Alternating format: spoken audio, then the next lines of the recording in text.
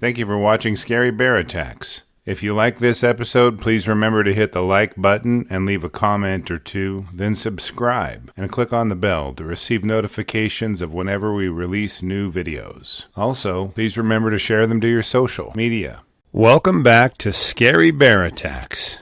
Today's episode takes us to a very familiar place if you are a regular viewer of our channel. In our prior episode, we discussed how Island Park, Idaho is home to the most aggressive grizzly bear populations in the world.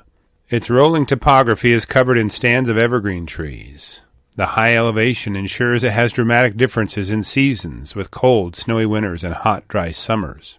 As I've discussed in the prior episode, the grizzlies around Island Park are not very welcoming to people passing through their area. Meadows is the location for this episode, as well as being mentioned in our prior one. The common animals here are the numerous elk, deer, and moose, which tend to meander into and out of Yellowstone National Park, which is less than 20 miles from the picturesque Meadows. The predators in this area have acclimated to this competitive environment with each other, and somehow sustain themselves and their subsequent generations. Black bears, bobcats, cougars, and coyotes compete directly or indirectly with wolves and grizzly bears, creating a hardscrabble existence for all of them. On Friday, July 9th, 2021, Tom Whitney was out for a run on the Meadows Trail. This trail leads along the long and grassy meadow and provides a scenic and serene setting for anyone who appreciates the calming effect that being in the woods offers its visitors. Tom had run this trail many times over the past several years and never had a problem with man or beast. It was kind of his place to escape from stress and worry, and his frequent visits here were therapeutic for him. Tom is the father of 3 little girls, and his family hails from the beautiful state of Maryland.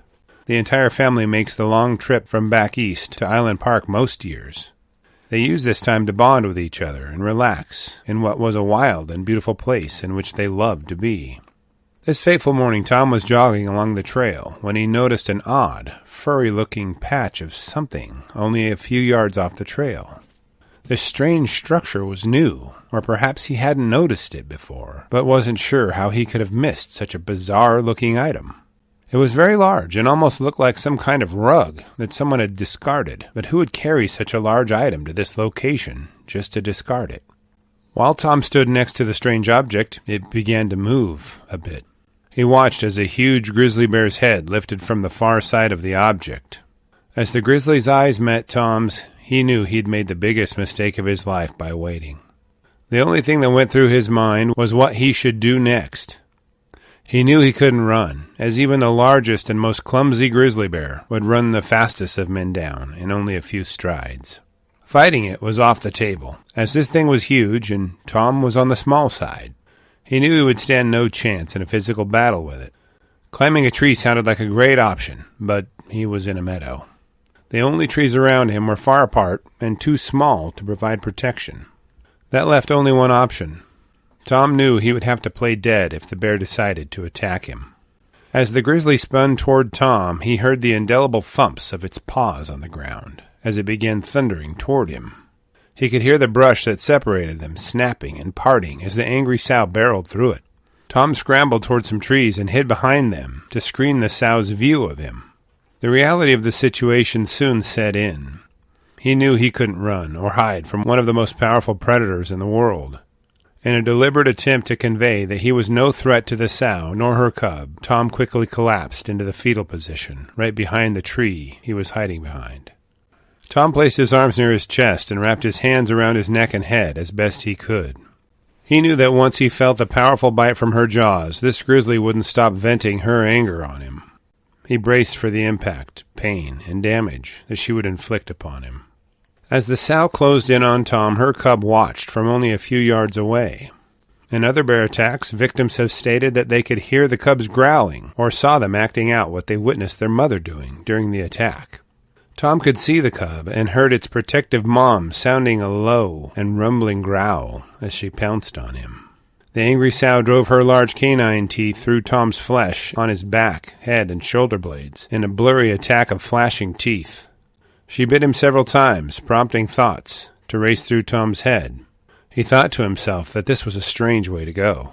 He quietly uttered a prayer as he felt the sow's teeth pinching and pulling at the flesh on his back. As the pain from the bite seared through his body, Tom was suddenly aware that he could no longer hear the sow's angry growls. He could no longer feel her biting into his muscles and skin. She had simply disappeared and mercifully halted her attack on him as quickly as she had initiated it.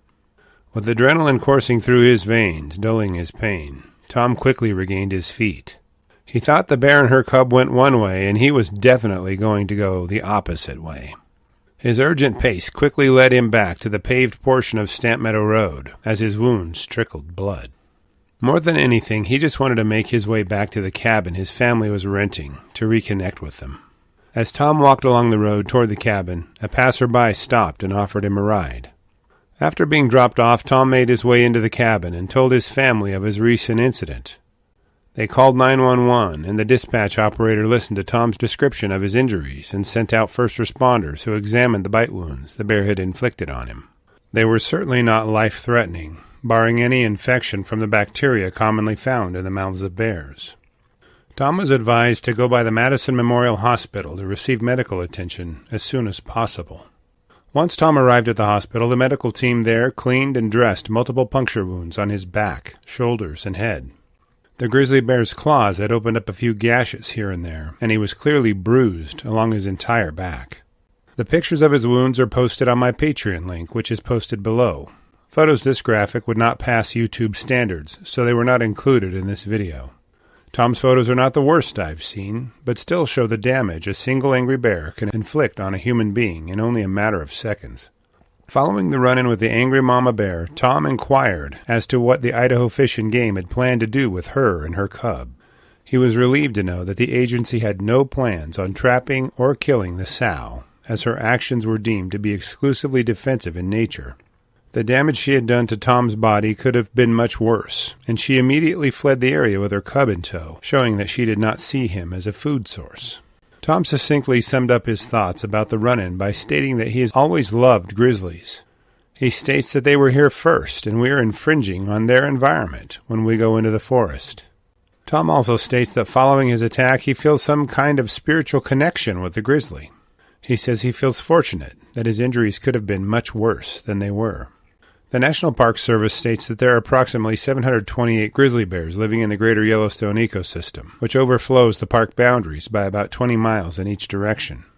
This population density marks a dramatic increase from the bear census of 1975, in which grizzly populations were estimated to be 136 bears. Given that salmon runs have not been restored and habitat has been lost to development, grizzlies are facing stressors that prior bear populations have not. A dramatic increase in people visiting the backcountry adds to the mix and makes observers question how to navigate such complicated demands. Grizzly bears by nature and instinct are aggressive, violent, and overwhelming in their application of force when required. They're not likely to change the way they survive, which relies on them reacting to perceived threats, finding reliable and abundant food, and protecting their young and resources. Answers to unknown questions are hard to come by, but ensuring that grizzlies can survive has a value that we have yet to fully understand. After reviewing the facts surrounding this episode, I have a few questions for you. Why on earth did Tom stop to investigate a furry patch of grizzly-colored materials while on his run? Given the proximity of the two, why was the bear so easy on Tom when she attacked him? Do you think the cub observed behavior that could lead it to conflict with people in the future? The next time you're in the forest and you see a dark-colored stump, will you take a second glance just to make sure it isn't a grizzly? I will enjoy reading and replying to your thoughts, so please post them in the comments section below, and let's talk about it.